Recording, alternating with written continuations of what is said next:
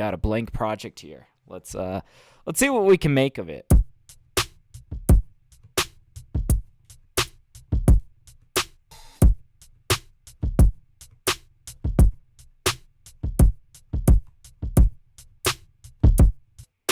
Okay. This guy sounded a little bit weak. We're going to really punch him up. There we go. Okay. Cool. So now we just got like a really good drum loop here.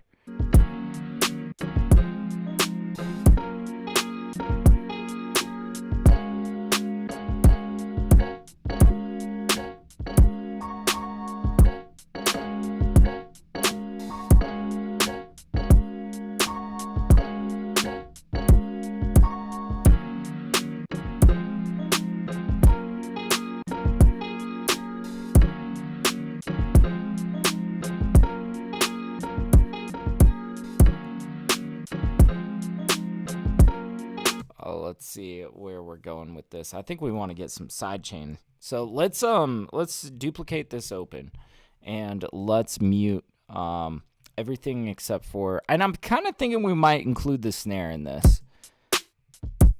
Yeah, we'll probably like mute everything except for, there we go. Let's grab a glue compressor. Probably no attack. We'll give it a little bit of release here and we'll kind of stagger it. All right. Wow. We got some nice bounce here now.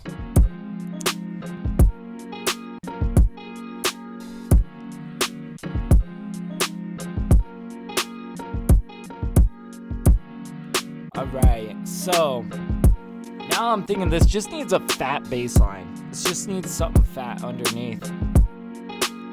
And I'm kind of thinking we go for a more classic, like, bass feel.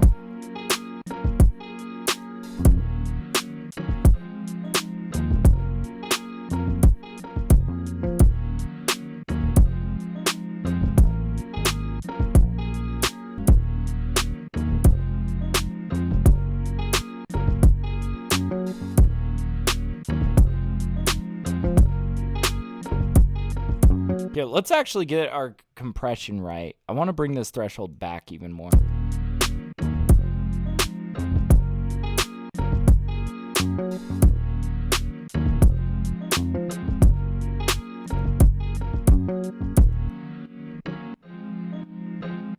Ooh, okay.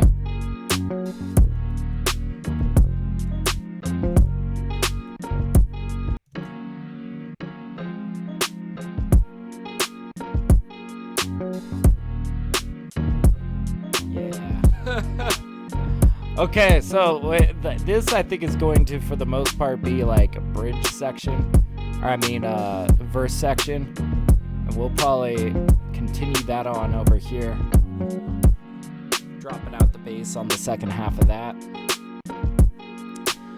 Now we need some real like focus details, you know. I want to like sample one element that is like a saxophone, something with like a lot of real authenticity to it. And then I probably want to lay down my own layer as well, and probably a bunch of rich, tiny little details. But well, we'll see. Let's start by maybe sifting through, seeing what kind of, you know, like sax licks we might be able to pull out or something.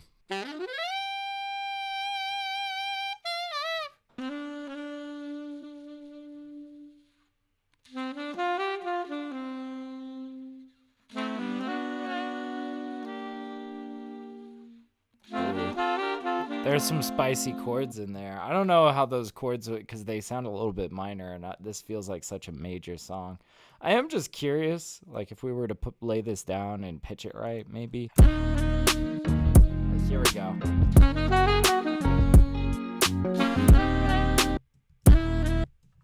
You see, it's this.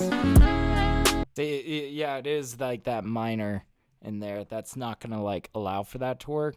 We don't need the grouping really, but we could use this potentially. You see, and I feel like it's the second chord that kind of screws this up. So if we get rid of this guy.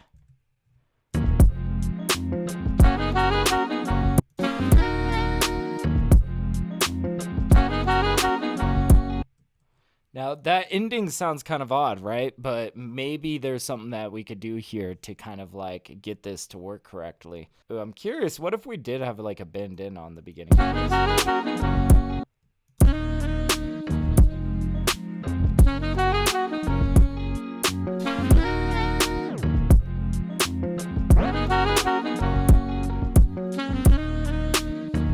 Now, it doesn't quite feel 100% correct yet.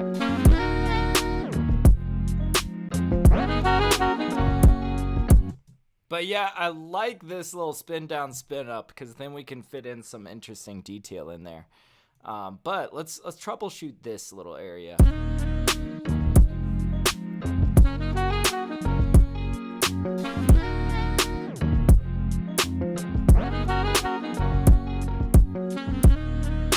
Yeah, I think that sounds good enough to roll with. I think that sounds pretty slick, pretty flashy. I want to add like a little bit of reverb. So let's go grab our vocal pop reverb.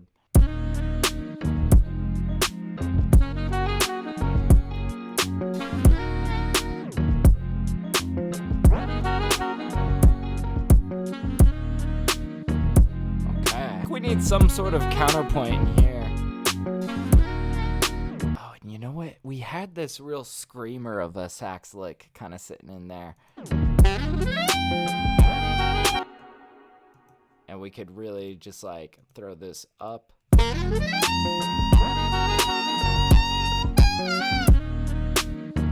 Something like that.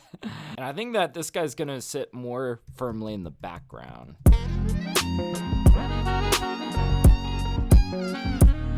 Not so sure about these last two notes.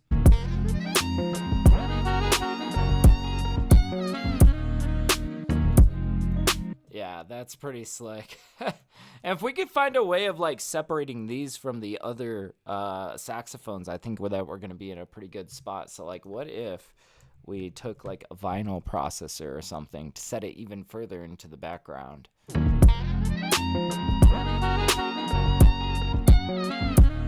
See, it's a little bit small distinction there, but it feels completely different. Now, I'm kind of thinking with this piano stuff, we could maybe dress in a little bit of glockenspiel.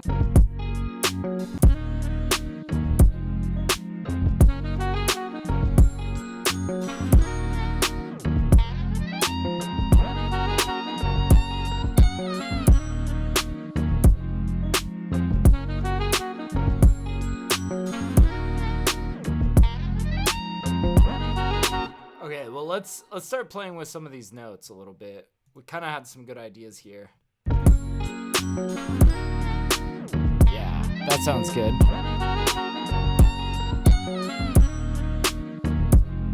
Woo, okay. And this almost feels way too high fidelity. Like we almost need to degrade this a little bit. I'm curious, what if we busted out some RC20 and just thumbed through some presets here? If anything, I'm kind of thinking we might like kind of narrow it down and saturate it. Like narrow it down the EQ and then like saturate it a little bit. Oh, now that's a little spicy. What's going on here? Okay, I definitely see a lot of reverb here. We got the distortion, that's good. Now we things that I hadn't considered, digital and magnetic. So there's definitely some manipulation going on these bells. Wow, that sounds a lot more interesting, right?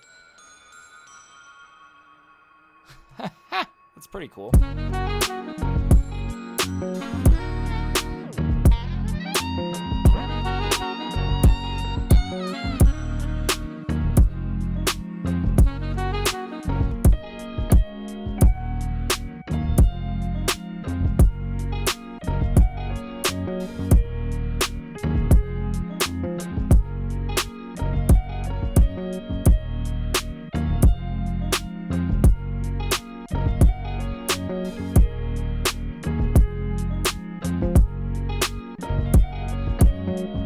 So we got a little bit sloppy down here on this end.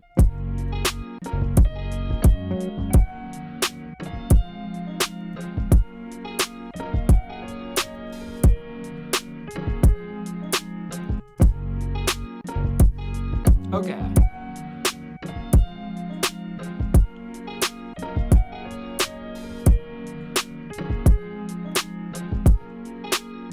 I've got a couple of horn samples here. I'm just curious if any of these will fit the bill.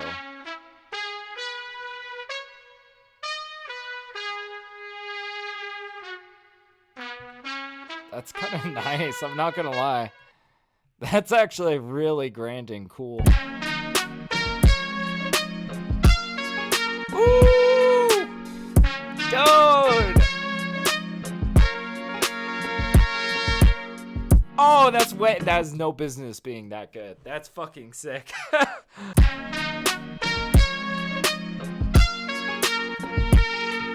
This has me rethinking my whole shout section. And then maybe we come in with one extra right here, and we come in with the bass right here.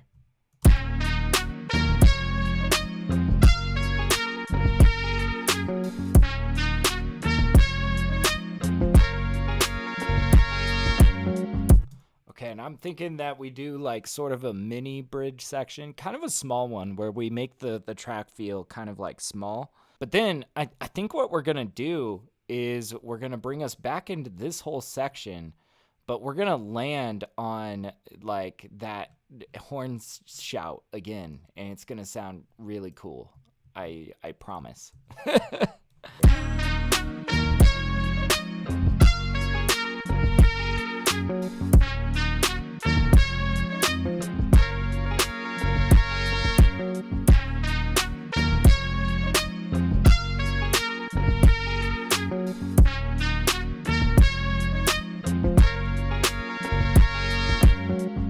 Now we gotta think about like intro, outro.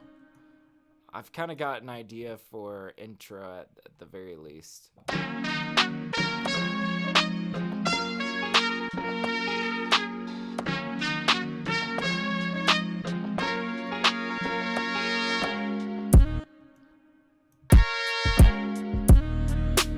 There we go. I think that's gonna sound cool. All right.